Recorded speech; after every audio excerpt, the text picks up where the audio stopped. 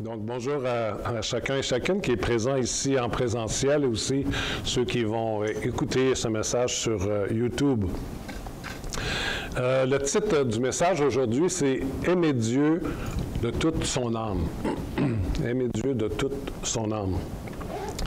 La Bible nous affirme qu'aimer Dieu devrait être prioritaire dans nos vies, car c'est le plus grand commandement, celui qui, on pourrait dire, englobe tous les commandements, et c'est aussi intimement lié au deuxième commandement le plus important, c'est d'aimer son prochain comme soi-même. Et on va le lire ensemble dans Matthieu 22, versets 36 à 40. Alors que les pharisiens posaient des questions à Jésus, mais pour le piéger. Ils disaient, « Maître, quel est le plus grand commandement de la loi? » Jésus lui répondit, « Tu aimeras le Seigneur ton Dieu de tout ton cœur, de toute ton âme et de toute ta pensée. » C'est le premier et le plus grand commandement. Et voici le second qui lui est semblable, « Tu aimeras ton prochain comme toi-même. » De ces deux commandements dépendent toute la loi et les prophètes.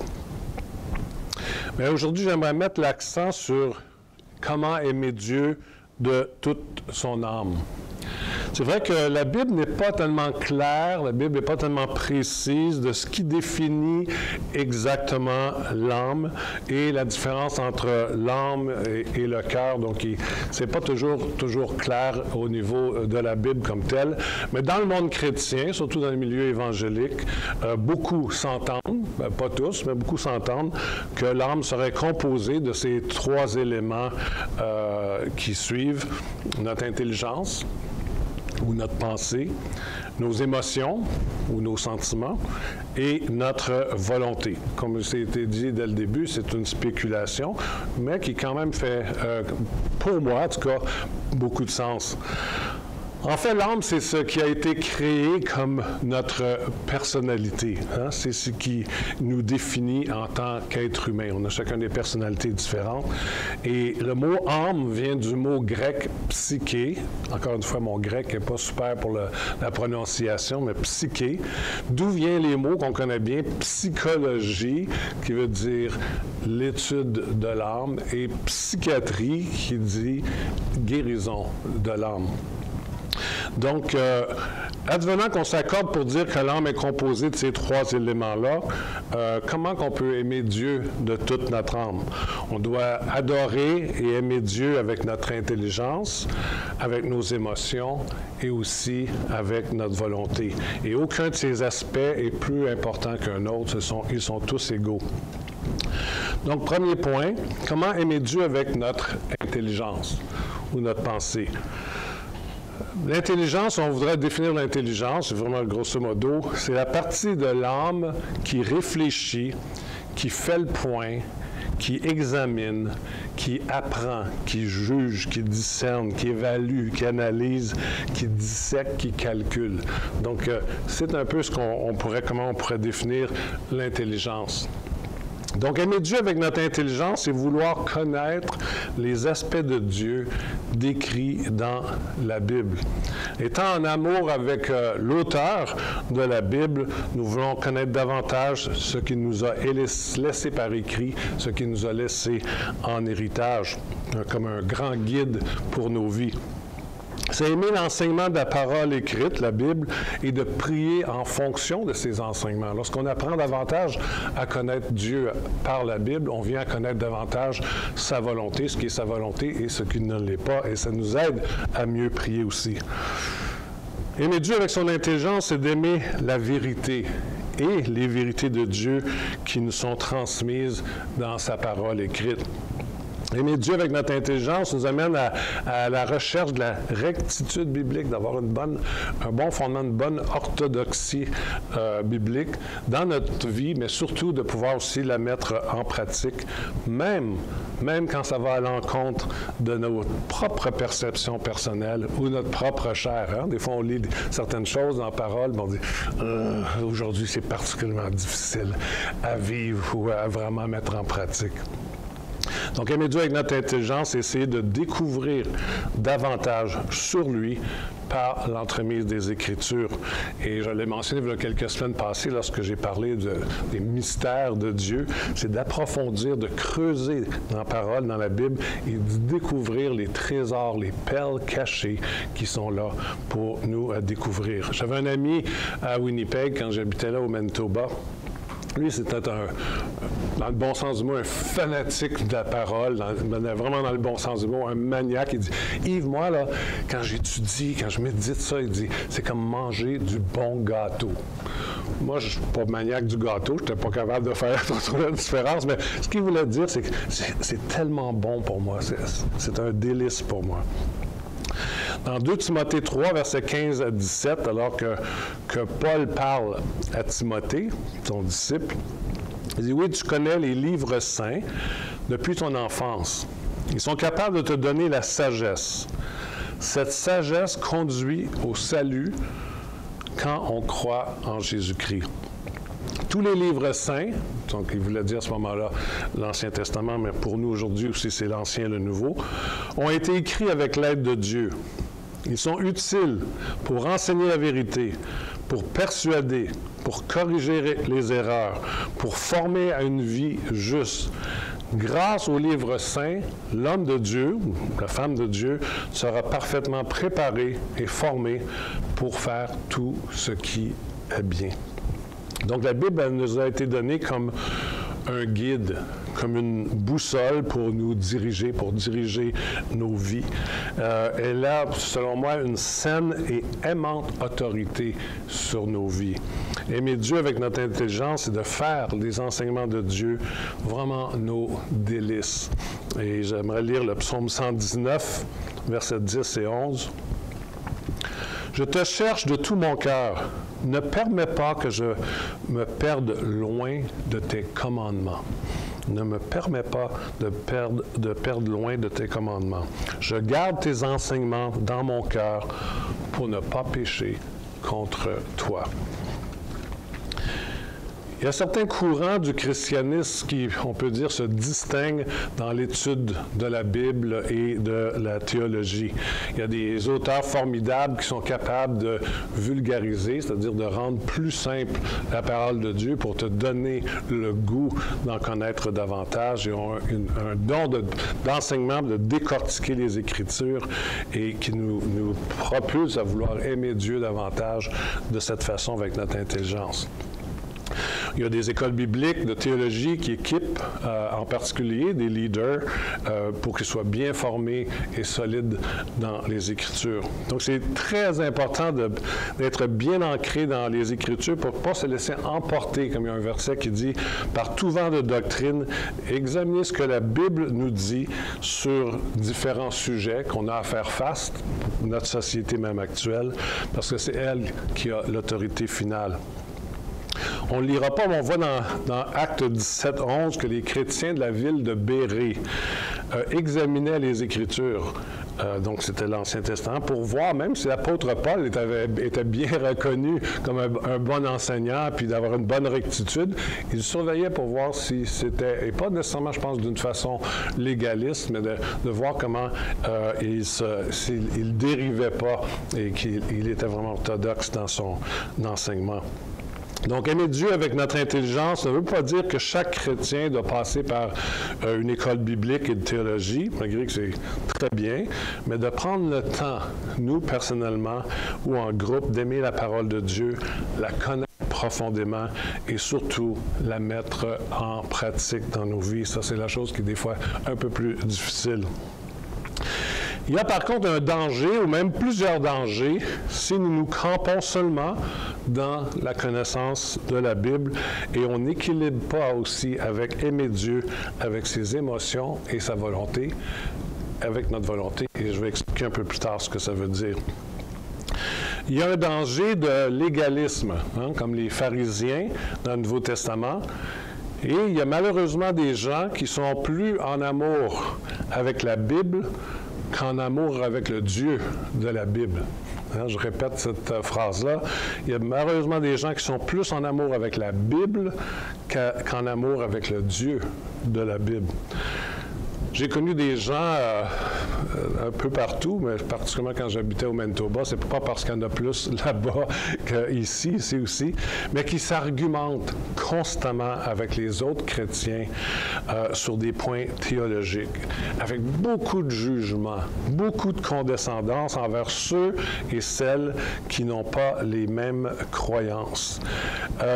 Et j'en ai même rencontré, parce que c'était des amis, des gens que je connaissais, qui se cachaient derrière leurs argumentations théologiques pour ne pas laisser le Saint-Esprit travailler dans leur cœur et leur caractère. Donc, c'était une facette, comme une image qu'ils portaient. Ils connaissaient beaucoup la parole, mais peu le Dieu de la parole, qui est aussi la parole. Donc, ils connaissaient beaucoup la parole, mais connaissaient peu le Dieu de la parole. Donc, ça, c'est un des dangers. Ce n'est pas ce que je viens de donner comme exemple, c'est pas vraiment d'aimer Dieu avec son intelligence.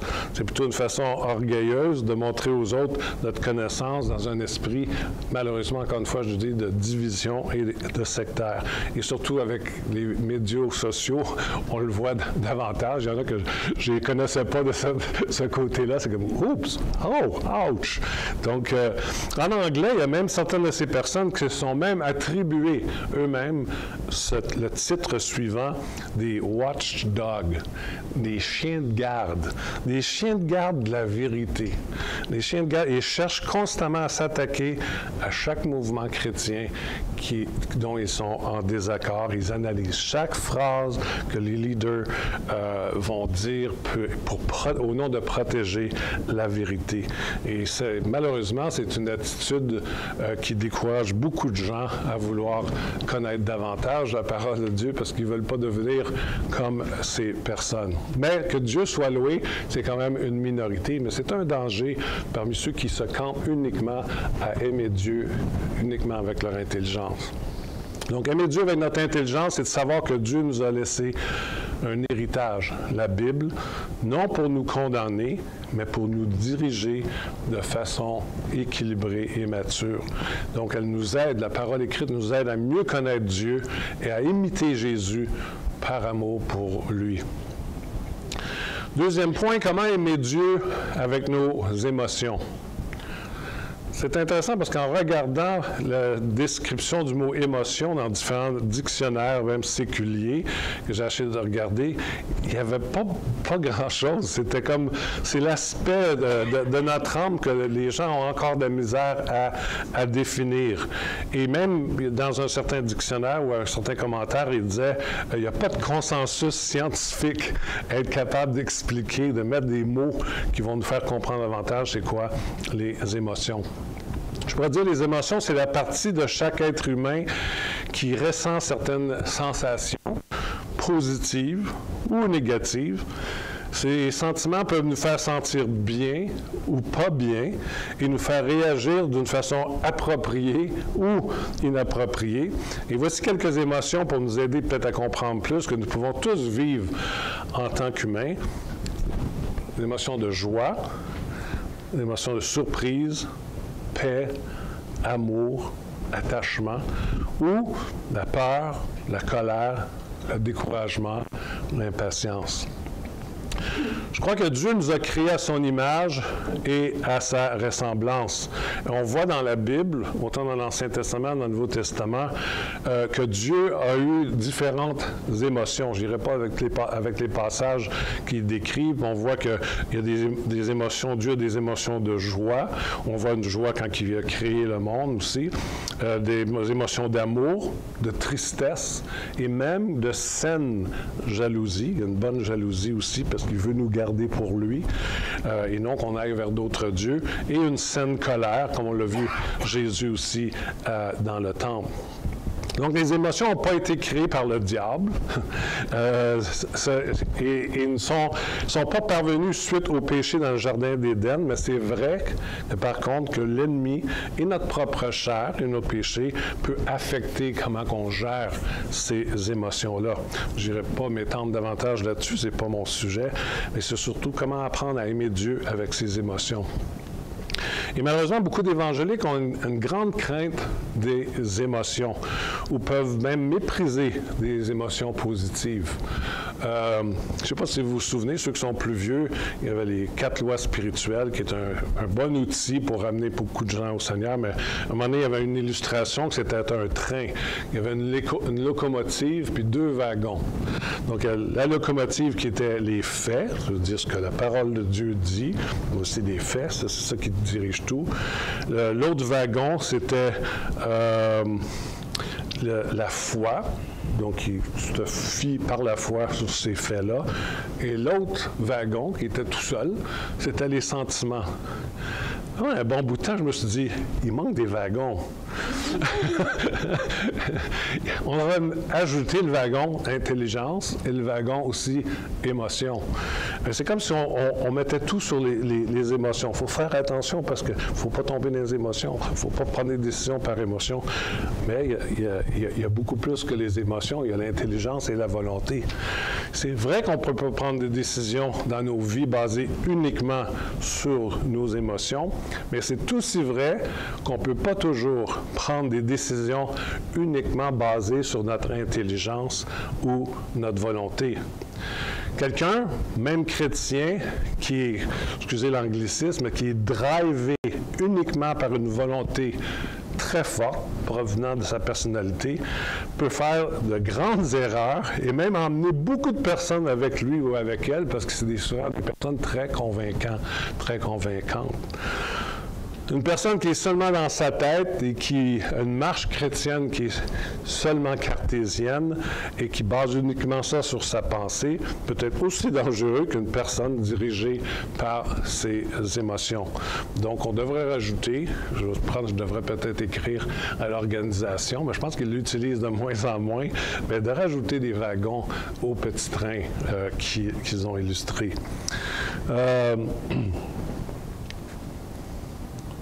Donc, les émotions ne sont pas pires que l'intelligence et la volonté, mais il s'agit seulement qu'elles soient dirigées par l'Esprit de Dieu qui nous aide à bien vivre nos émotions, à bien vivre aussi de façon intelligente et aussi avec notre volonté. D'ailleurs, les psaumes nous démontrent à maintes reprises que nous pouvons aimer et adorer Dieu avec nos émotions. Le roi David est un excellent exemple d'une personne qui n'avait pas crainte de démontrer ses émotions, bonnes ou mauvaises. Il savait que Dieu n'avait pas peur des émotions. On le regarde dans les psaumes, où c'est qu'au début du psaume, il dit « Oh boy, je ne me rendrai pas jusqu'à la fin du psaume parce qu'il est pas mal déprimé. Le gars, il déteste tout le monde, les ennemis qui l'entourent et tout. » Mais en général, comme un bon film américain, ça termine bien.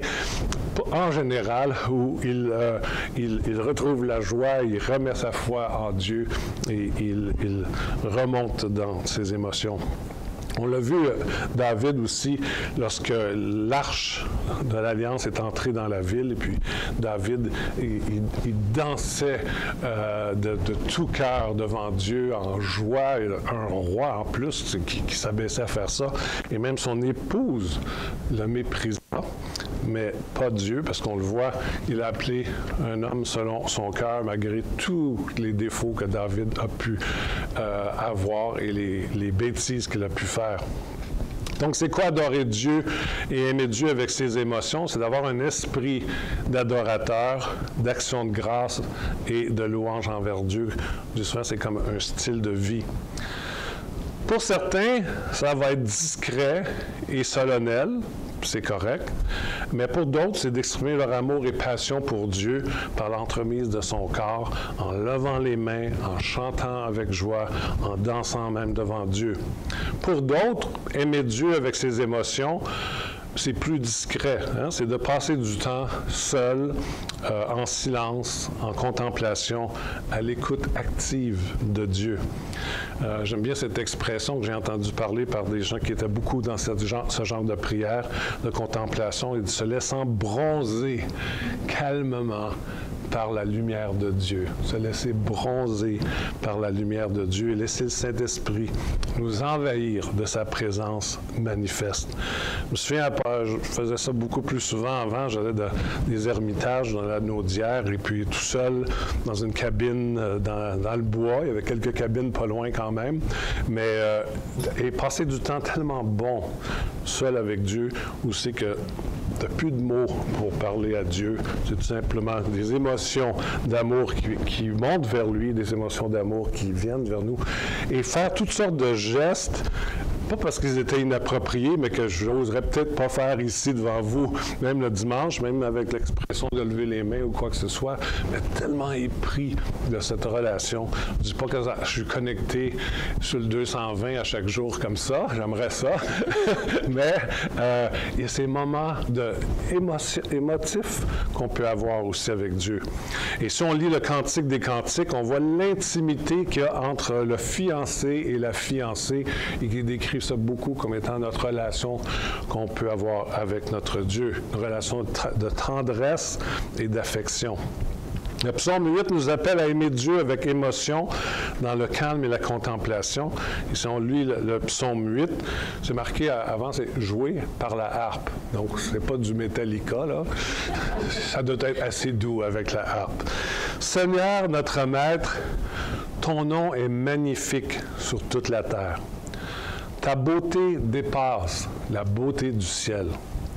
Je regarde le ciel que tes mains ont fait, la lune et les étoiles que tu as fixées, et je me demande, qu'est-ce que l'homme pour que tu penses à lui? Qu'est-ce qu'un être humain pour que tu prennes soin de lui? Seigneur, notre Maître, ton nom est magnifique sur toute la terre. Moi, personnellement, ce psaume m'inspire à aimer Dieu avec mes émotions, dans le silence et la contemplation. Et comme j'ai dit tout à l'heure, c'est jusqu'à un point où c'est que des fois, on n'a plus besoin d'exprimer avec des mots, mais simplement, c'est notre esprit, notre âme qui monte vers Dieu. Et puis, il y a cet échange d'amour mutuel qui se fait et que c'est très émotif. Donc, c'est correct aussi d'être émotif et avoir des émotions pour Dieu, parce qu'il y en a, il a des émotions envers nous. Et d'autres fois, surtout dans la louange plus collective ensemble, il y a le psaume 47 qui est complètement, il pourrait y avoir de la musique de Metallica, c'est une blague, mais il dit, vous tous les peuples, battez des mains, rendez gloire à Dieu avec des cris de joie. Et oui, toutes les autres traductions disent la même chose, c'est pas juste la parole de vie. Dieu entre dans le temple parmi les cris de joie, le Seigneur entre au son de la trompette. Chantez pour Dieu, chantez, chantez pour votre roi, chantez. Évidemment, comme j'ai mentionné tout à l'heure avec ceux qui aiment passe dans le cœur, où les gens peuvent commencer à croire que le Saint-Esprit n'était pas en action parce que la louange n'a pas été aussi exubérante qu'on aurait attendu de voir. Nous avons besoin de louer Dieu donc avec notre intelligence, nos émotions et notre volonté. Puis on va voir maintenant comment on peut aimer Dieu avec notre volonté. La volonté, c'est cette partie de notre âme qui nous pousse à l'action, qui nous pousse à la consécration, d'entreprendre, de mettre en pratique, de servir, de s'impliquer, de se donner à Dieu et aux autres. Et ça inclut les mouvements ou les églises qui mettent sérieusement l'accent, la plupart des églises, j'espère, sur le fait de garder ses commandements et les mettre en pratique. Et ça signifie que nous aimons vraiment Dieu de cette façon-là. Lorsqu'on aime Dieu, on veut travailler pour lui, on veut le servir, on veut desservir les autres. 1 Jean 2, versets 3 à 6. « Si nous gardons les commandements de Dieu, nous savons que nous connaissons Dieu. Si quelqu'un dit « Je connais Dieu », mais s'il n'obéit pas à ses commandements, c'est rough, c'est un menteur. La vérité n'est pas en lui. » Et j'aime bien ce verset, le verset 5. « Mais celui qui obéit à la parole de Dieu, son amour pour Dieu est vraiment parfait. Ainsi, nous savons que nous sommes unis à Dieu. Si quelqu'un dit « Je reste uni à Dieu », il doit vivre comme Jésus-Christ a vécu. » Donc, aimer Dieu avec sa volonté inclut les mouvements chrétiens et Église qui accentuent le besoin de se sanctifier et de marcher dans la sainteté, de se donner nous-mêmes à Dieu et aux autres, et se donner dans le bon sens du mot. Romains 12, versets 1 et 2, « Je vous exhorte donc, frères, par les compassions de Dieu, à offrir vos corps comme un sacrifice vivant, saint, agréable à Dieu, et qui sera de votre part un culte raisonnable. Ne vous conformez pas au siècle présent, mais soyez transformés par le renouvellement de l'intelligence, afin que vous discerniez quelle est la volonté de Dieu, ce qui est bon, agréable et parfait. » Donc, aimer Dieu avec notre volonté englobe aussi les chrétiens activistes dans le bon sens du mot. Parce que des fois, on va dire ça c'est de l'activisme et tout, puis c'est pas toujours dans le bon sens du mot, mais l'activiste peut être dans le bon sens du mot aussi, qui s'engage à l'action sociale, qui s'engage à la justice sociale et qui s'engage aussi à servir les autres autour d'eux, dans l'Église ou à l'extérieur. Donc, aimer Dieu avec sa volonté inclut aussi ceux qui ont à cœur l'évangélisation et la mission, que ce soit ici ou aux extrémités de la terre, comme il nous a été donné par Jésus dans le grand mandat avant qu'il parte. Et si on aime Dieu, c'est certain, on va être actif à son service selon ce qu'il a préparé d'avance, évidemment, pour qu'on les pratique. C'est pas qu'on part en peur, comme des poules pas de tête, puis on dit il faut faire des choses pour entrer dans les œuvres que lui-même a préparées d'avance et selon aussi nos dons. Quels sont les dangers d'aimer Dieu seulement par l'action? C'est des fois aimer plus ce que nous accomplissions pour Dieu que d'aimer Dieu lui-même.